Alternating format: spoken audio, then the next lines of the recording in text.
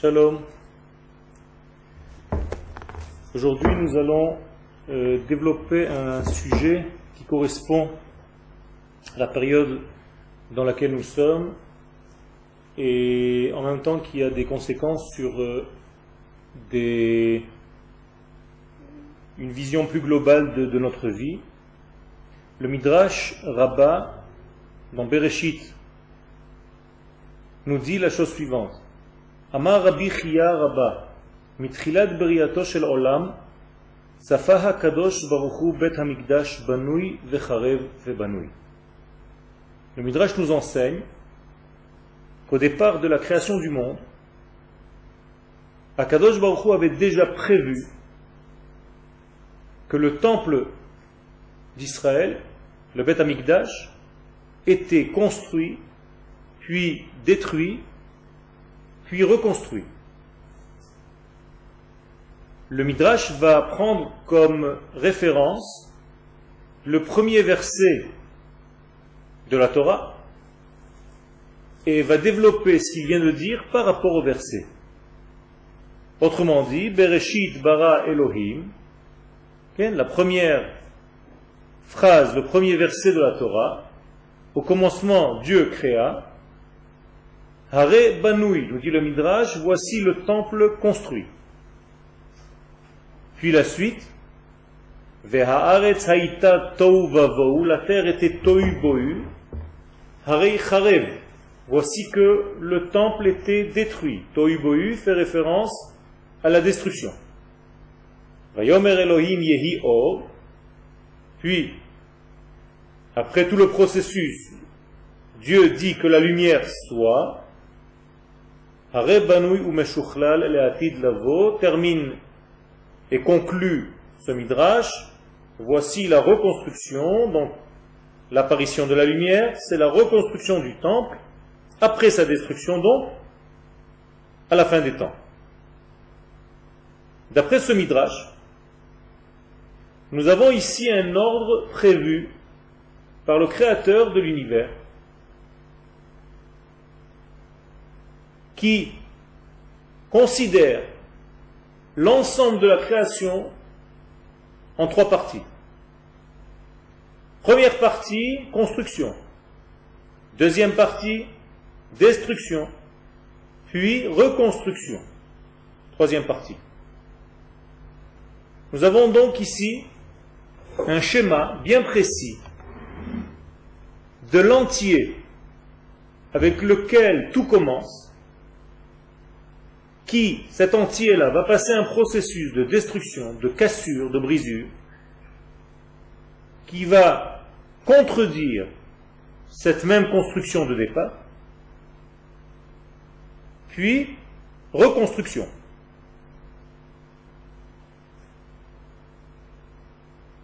Pourquoi cet ordre et quel est le secret qui se cache derrière ce midrash?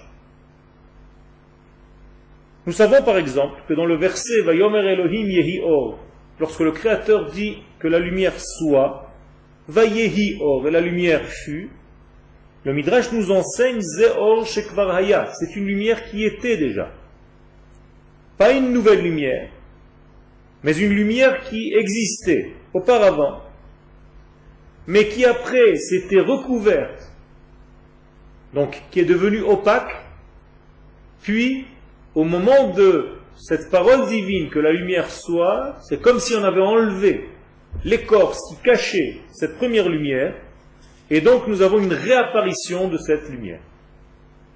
Donc la parole divine, que la lumière soit, n'a pas créé une nouvelle lumière, elle a tout simplement enlevé une écorce, un voile qui cachait la lumière initiale.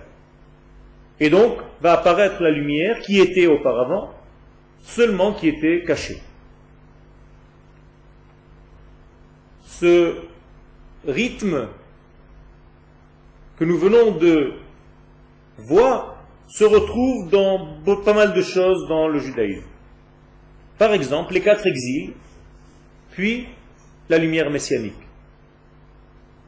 Nous savons que la lumière messianique existe déjà au moment de la création du monde. Autrement dit, elle a précédé même le monde, cette lumière messianique. Et donc, d'après le schéma que nous venons de dire, cette lumière qui était déjà existante était tout simplement recouverte de 4 écorces, comme s'il y avait 4 masques autour de cette lumière messianique, et les exils traversés dans l'histoire du peuple d'Israël, puis la sortie de ces exils, c'est tout simplement la capacité à sortir de l'un de ces 4 écrans.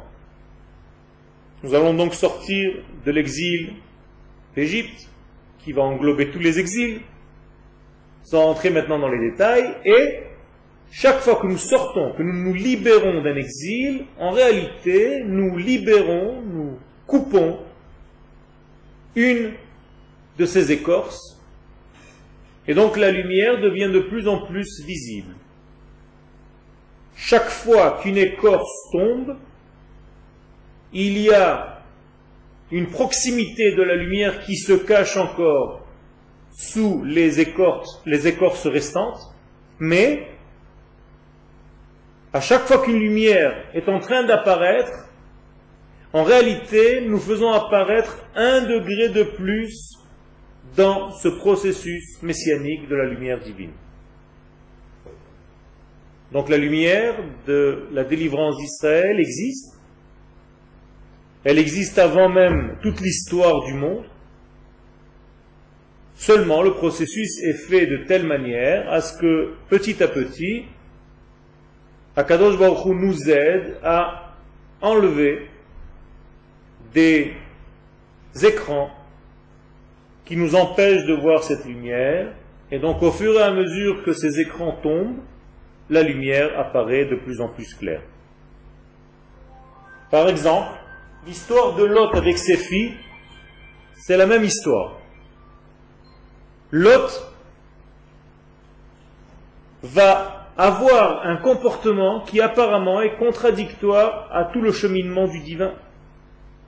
Nous voyons Lot avec ses filles qui, croyant que l'existence était limitée au papa et à ses 2 filles, ces filles vont avoir un rapport avec leur propre père. Et de cette histoire pas très jolie, les sages nous disent, et en réalité les faits sont là, le messianisme traverse même cette histoire et apparaît à travers ce genre d'histoire. Nous avons aussi l'histoire de Yehuda et de Tamar, qui utilisent le même schéma, c'est-à-dire que Yehuda, ne sachant pas que Tamar était là, et Tamar étant restée sans se remarier après la mort de son premier mari, nous voyons que, déguisé en prostituée, Yehuda va venir et va continuer, sans le savoir, le processus messianique par une histoire qui, dans le sens premier, nous paraît douteuse. Le messianisme avance donc dans un processus qui n'est pas compréhensible et parfois même contradictoire au bon sens et à la moralité. Malgré tout, ce messianisme avance et se dévoile petit à petit. Nous retrouvons dans le même schéma Ruth et Boaz. Nous avons donc tous ces acteurs que la Torah nous propose, qui sont en réalité des éléments qui nous aident à enlever petit à petit tous les écrans qui cachent la lumière messianique. Et donc au fur et à mesure que l'histoire avance et que ces écrans tombent, nous revenons vers l'identité d'Israël, donc vers la lumière initiale qui est cachée à l'intérieur. De manière générale, le monde qui a été créé pour l'homme, c'est-à-dire que l'idée première du Créateur, avant même que le monde ne soit créé, était pour arriver au genre humain, à l'homme, dans toute son existence globale. Et nous voyons que l'homme, paradoxalement, c'est celui qui est créé en dernier. Pourquoi? Toujours pour la même raison. Il est le fruit, cet homme, et donc le fruit va venir en dernier, après avoir enlevé, dépouillé toutes les écorces, créer un système tout autour de lui pour laisser apparaître l'essence ou l'essentiel. De manière générale, toute la création est en forme d'écorce, donc, qui prépare le terrain pour l'apparition de cette lumière divine sur terre, que nous appelons d'une manière générale, globale, le messianisme d'Israël. Le troisième temple de Jérusalem, lui aussi, est un fruit.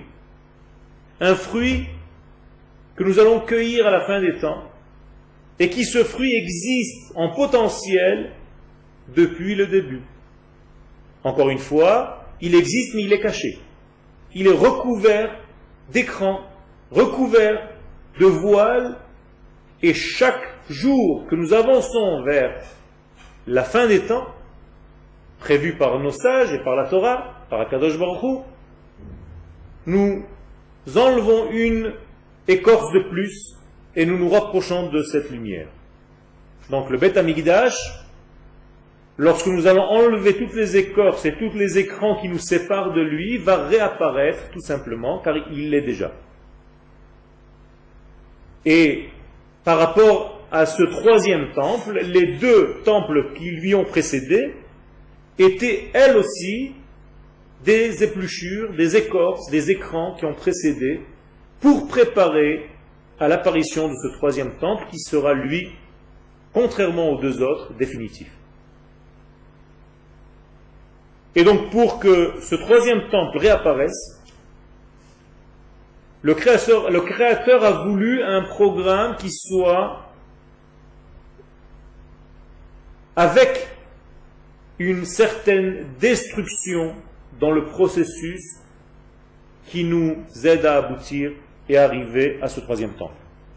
Il faut deux temples qui précèdent le troisième, comme s'il fallait une destruction de certaines données avant d'atteindre la donnée initiale qui va devenir en fait la donnée principale, car elle est déjà la donnée principale dès le départ.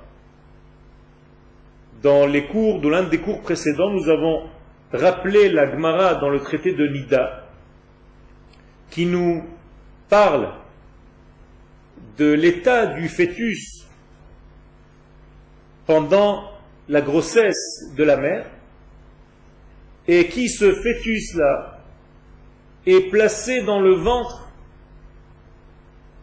Et les sages nous disent ce qui se passe pendant cette gestation. Ils nous racontent dans ce Talmud, dans cette Gemara, qu'il y a une lumière au-dessus de la tête de ce fœtus qui lui permet de voir de la fin du monde jusqu'à la fin du monde. Mi sof haolam ve'ad sof haolam. Autrement dit, dès le départ, bien avant la sortie de ce bébé au monde, le bébé a une vision globale de tout ce qui se passera jusqu'à la fin du temps. Il connaît déjà l'avenir et voit l'aboutissement de tout. Malgré ça, et paradoxalement encore une fois, au moment de sa naissance, il y a une brisure de l'état donné, qu'on vient de dire, et ce même enfant qui a étudié toute la Torah tout entière dans le ventre de la mère et qui voyait de la fin jusqu'à la fin du processus, se trouve dans un état inverse, complètement. Il est bloqué. Il oublie toute l'étude, nous disent les sages, qu'il vient d'étudier. Et le corps qui lui est donné pour vivre sur cette terre devient pour lui un écran qui va tout simplement cacher l'essence intérieure auquel il était complètement ouvert dans le ventre. Et nous avons posé la question, nous la reposons encore une fois, pourquoi ? Pourquoi nous ne pouvons pas arriver directement au processus final sans passer par ces destructions par ce schéma de construction, de destruction, de reconstruction, il serait beaucoup plus facile de concevoir un créateur qui crée tout simplement les choses dans leur forme finale, définitive, sans aucun problème, avec toute la lumière que nous allons de toute façon atteindre à la fin des temps. Pourquoi le créateur ne crée pas un monde fini directement? Pourquoi cette construction, cette destruction puis cette reconstruction? Pourquoi faut-il éplucher un fruit pour le consommer? Pourquoi le fruit n'apparaît pas directement dans sa forme consommable, comestible?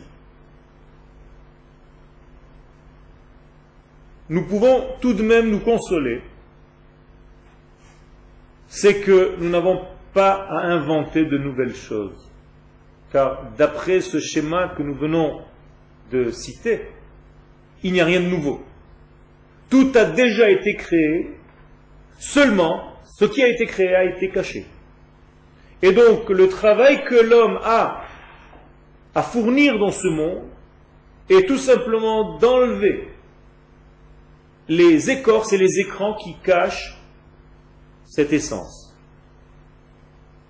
Nous n'avons rien donc à inventer, nous avons juste à découvrir ou à faire découvrir, à faire sortir au grand jour le potentiel qui a déjà été créé lors de la création du monde. Tout existe déjà dans la racine, seulement tout est caché et nous avons le devoir, le rôle de l'homme est de faire sortir cette lumière intérieure. D'ailleurs, c'est ici, sur ce point précis, que réside le libre choix de l'homme de faire sortir cette lumière ou de l'étouffer, de l'étrangler, de ne pas la réaliser, de ne pas la cristalliser, mais de la laisser enfouie dans un monde caché. Et les sages nous disent que l'effort de l'homme, qui s'appelle en hébreu Yegi'a, Yaga'ata umatzata ta'amin. Les sages nous disent, si tu as fait l'effort de chercher à extérioriser cette lumière donnée initiale, et que tu as trouvé cette lumière finalement, sache que c'est vrai. Car c'est le fruit de tes efforts d'avoir enlevé toutes les écorces, tous les écrans qui t'empêchaient de voir cette lumière au départ.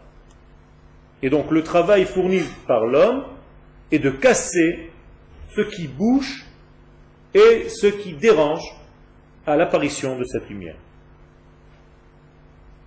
Nous avons dit dans un des cours précédents que cela ressemble à la forme qui oblige au départ l'homme à être collé à son créateur. Autrement dit, l'homme créé est par nature lié au créateur qui vient de le créer. L'homme n'a pas le choix de sa création. Et donc, ce choix est un choix divin, simplement, ne laissant aucune forme de libre arbitre à l'homme de vivre ou de ne pas vivre. Alors, où est le choix de l'homme? Là aussi, le choix de l'homme est de redécouvrir et de vouloir ce choix divin. Autrement dit, Dieu nous crée avec toutes les données à l'intérieur de notre existence, et le seul choix qu'il nous laisse est de découvrir, de vivre selon cette lumière divine qui nous fait vivre. Ou alors, inversement, d'étouffer cette lumière, de ne pas réaliser cette propre lumière qui est en nous. Et les sages nous donnent des images que nous avons décodées en nous disant que le premier homme a été créé dos à dos avec sa partie féminine et sa partie masculine. Et que ce dos à dos, en réalité, était une réalité d'une entité, mais d'une entité qui était forcée, voulue par le Créateur, et vient le processus de séparation qui va séparer ces données de base pour laisser à l'homme la capacité à choisir, donc à vouloir lui-même ce même lien qui est sa nature profonde. Makimoto ad sheomer rotseani, il y a une expression des sages qui, lorsqu'un homme, dans certaines conditions où nous n'allons pas développer aujourd'hui, l'homme reçoit des coups jusqu'à ce qu'il dise « je veux ». Pas dans le sens où on le force à dire « je veux », mais tout simplement les coups donnés sont en réalité des moyens d'enlever les écorces qui l'empêchaient à ce même homme de voir la réalité. Et au fur et à mesure qu'il se nettoie, qu'il enlève ses écrans, il arrive à la solution, au bout de cette solution, il dit Rotseani, car je veux, c'est ma vraie nature. J'ai pris conscience que je voulais. Jusqu'à maintenant, je ne savais pas que je voulais. Je croyais que je ne voulais pas. Mais en réalité, dans mon essence, je veux. Et chaque homme d'Israël est rempli de ce « je veux ».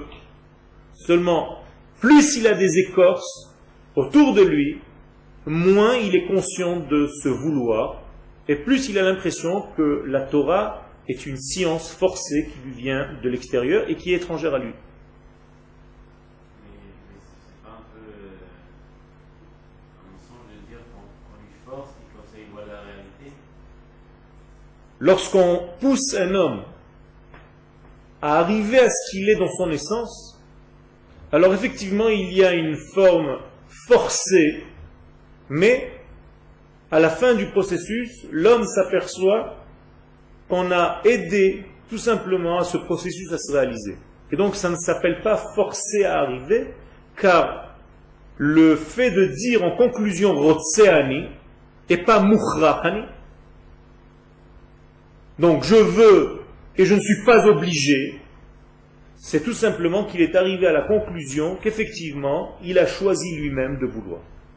Et c'est vrai qu'en chemin on l'a aidé un petit peu à retrouver sa vraie nature. De par ce fait, il est une règle très importante, l'homme n'a pas à chercher Dieu. Beaucoup de gens pensent que l'homme doit chercher Dieu dans sa vie. Ceci est terriblement compliqué et erroné, car le Créateur nous a déjà trouvé, lui. Il a introduit toute sa lumière et sa vie en nous. Nous disons tous les matins, au moment de notre tfila, que la vie éternelle est introduite à l'intérieur de nous-mêmes. Nous sommes pleins de cette vie-là. Donc il nous a déjà trouvés, il nous a déjà donné la Torah, il nous a déjà remplis de toute son entité, il nous a déjà choisis de parmi les peuples. Et donc en réalité, le processus commence toujours du haut vers le bas. C'est lui qui nous trouve, c'est lui qui nous veut, c'est lui qui nous a choisis et qui a introduit en nous cette vie. Gratuitement, pas par notre mérite. C'est une existence, c'est une réalité dont on n'y peut rien. Encore une fois, le choix n'est pas dans ce degré-là, mais que faisons-nous avec cette entité, avec cette lumière qui est en nous? Que faisons-nous avec cette réalité qui est à l'intérieur de nous?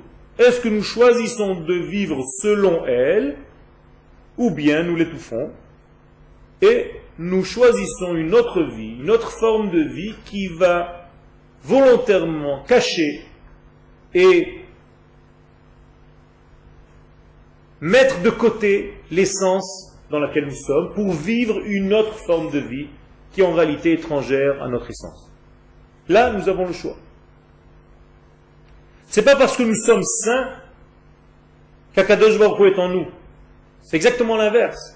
C'est parce qu'il nous a choisis et qu'il nous a remplis de cette vie éternelle que nous sommes devenus saints. Autrement dit, c'est lui qui a mis le degré de sainteté en nous.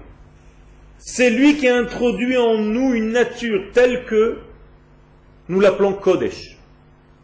Mamlechet Kohanim vegoy Kadosh. Il nous a créé avec cette capacité d'être des Kedoshim. Kedoshim tihiyu. Vous êtes dans ce degré-là, car moi, saint, le saint béni soit-il, je vous ai créé avec ces données-là, avec ces qualités-là. De là, nous concluons ce que les sages nous disent, Israël afalpi shechata Israël hu. Un homme d'Israël, même s'il a commis les fautes les plus graves dans sa vie, il continue de s'appeler Israël. Pourquoi? Tout simplement, il n'a pas où se sauver, il est rempli de cette lumière divine qui le fait vivre. Il m'a choisi comme un homme faisant partie du peuple d'Israël, donc je suis un homme qui doit réaliser une vie, et donc je pratique la Torah et les mitzvot. Et pas l'inverse. C'est pas parce que je pratique la Torah et les mitzvot que je deviens plus juif que je ne le suis. Ça n'existe pas. C'est parce que je suis appartenant à ce peuple d'Israël que j'ai le devoir de faire les mitzvot. Donc nous avons des hommes qui disent exactement l'inverse. Fais les mitzvot, tu deviendras juif.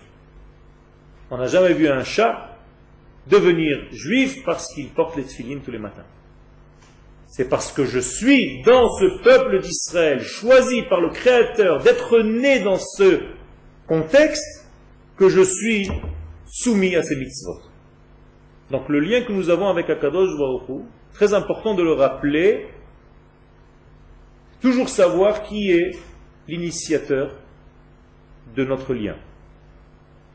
Et contrairement à ce qui se dit dans le monde extérieur, où c'est l'homme qui choisit le degré du lien qu'il a avec son Créateur, nous disons, c'est Dieu lui-même qui a choisi l'homme avec lequel il voulait avoir ce genre de relation et ce degré. Car je dois toujours m'interroger de savoir qui je suis à l'intérieur, quel est le processus qui a été placé à l'intérieur de moi, dans ma propre nature, la plus intérieure, et donc, c'est cette nature que je dois rechercher, donc c'est cette nature que je dois choisir. Et pas, comme il se dit aujourd'hui, choisir toutes les possibilités qui se trouvent devant l'homme. Ceci est une grave erreur qui place l'homme dans des fantasmes qui ne sont pas du tout de son monde. L'homme doit chercher ce qui est déjà en lui, naturellement. Pour le savoir, il faut étudier. De quelle source spirituelle nous sommes. Nous allons donc étudier cette source et nous allons tenter durant notre vie à réintégrer et à faire découvrir cette source. Nous avons été prévus pour une chose et c'est cette chose-là qu'il faut faire sortir au grand jour. Ce n'est pas ce que toi tu veux être quand tu seras grand, mais ce que tu dois obligatoirement être quand tu seras grand parce que c'est ce qui te remplit, c'est cette lumière qui est en toi. Et elle attend, durant toute ta vie, de sortir de son potentiel au manifesté, au grand jour. Et la différence entre ce que tu es et ce que tu vas vivre véritablement dehors, cette différence, c'est ce qu'on pourrait appeler la notion d'enfer. L'enfer, c'est tout simplement l'abîme qui sépare l'être et le paraître. Ce que je suis véritablement à l'intérieur de moi-même, dans mon identité la plus profonde, et ce que j'ai choisi de vivre de cette identité. Ça, c'est l'enfer. Donc je ne peux pas limiter le divin à mes propres limites d'homme, ni au niveau de mon intellect, ni au niveau de mes sentiments. Je ne peux pas donc être celui qui est l'initiateur de la relation avec Dieu, mais j'ai un seul choix. Ce choix, c'est est-ce que j'ai décidé de dévoiler ce qui est en moi, ce qu'il m'a donné. Et c'est ce que les sages nous proposent, c'est d'arriver à une vie qui va développer la connaissance de qui nous sommes. Et lorsque nous saurons qui nous sommes, nous allons essayer de tenter de vivre selon cette réalité intérieure qui nous anime. Shalom.